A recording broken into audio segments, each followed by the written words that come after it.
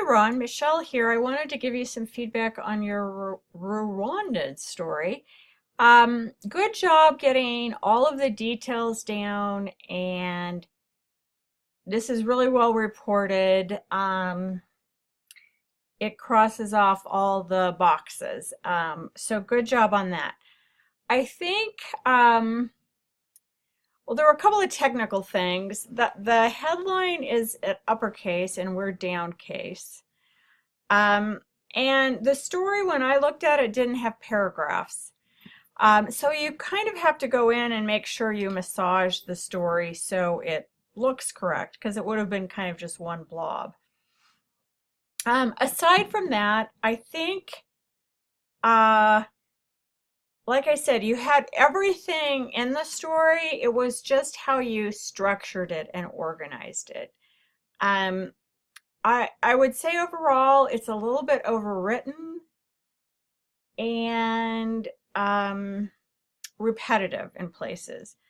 So you really I mean, it was an awesome first draft. I think if you would have gone back and then had the mindset, what, how can I make this better? How can I make this more streamlined? I think that would have helped.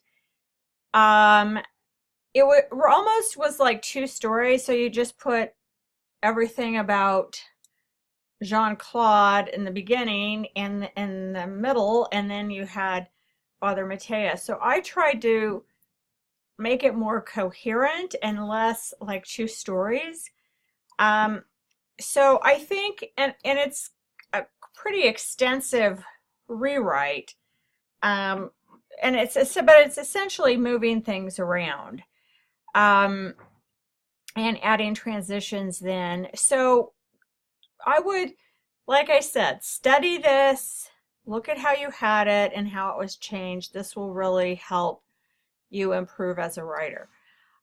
Let's look at the lead though. There was so much going on here. It's almost like you want to give away the whole story. Um, and that's not what a lead should do. A lead should really interest you to keep reading. It should grab the reader. It should come up with something interesting. And then you can take your time with the story. But you kind of put a lot in the lead. It was just too much for a reader. Um, so I tried to focus on the fact that he found a sense of home, because I feel like that's something we all relate to. So despite being in a new city, thousands of miles away from his native Rwanda, Jean-Claude, I'm not going to even say the last name, recently stumbled upon a little bit of home on the University of Nebraska-Lincoln campus. The UNL international student who's Catholic had been looking for a place to worship and discovered information about the Newman Center online.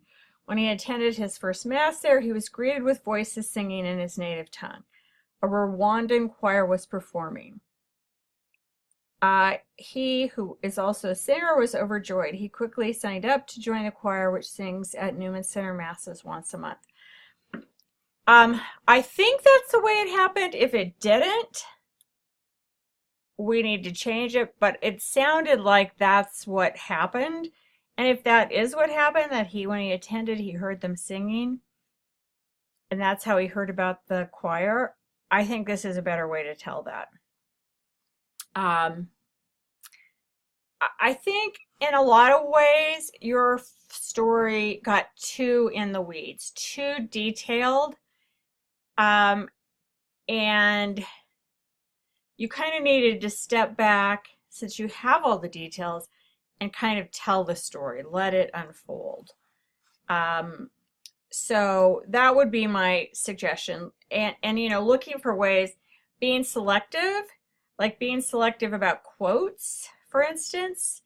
If you look at like Father Matteo, when I am a priest celebrant at the altar in the sanctuary and I'm looking over the congregation, I can tell by the people's faces during the music how they're responding and how it's affecting them. Really, the last part of that quote, it kind of says the same thing, and is more about him. So, I would take that out. So I would look through this pretty carefully and see what was changed and think about why. Um, and let me know if you have any questions. Let's talk about the video for a minute. I thought it uh, came out really well. I guess the only thing I would suggest about the video, well, first of all, I think you need to have a headline here, but not a big deal. Um, I think the main thing that's missing is, well, I'm not sure if it would be nice to have some close-ups of him singing in the choir. I don't think you do. I could be wrong. I'm not sure. I don't think that's him. Um, that would be nice. And then also just some close-ups, some different shots of them singing would be, because most of your B-roll are kind of the same shots.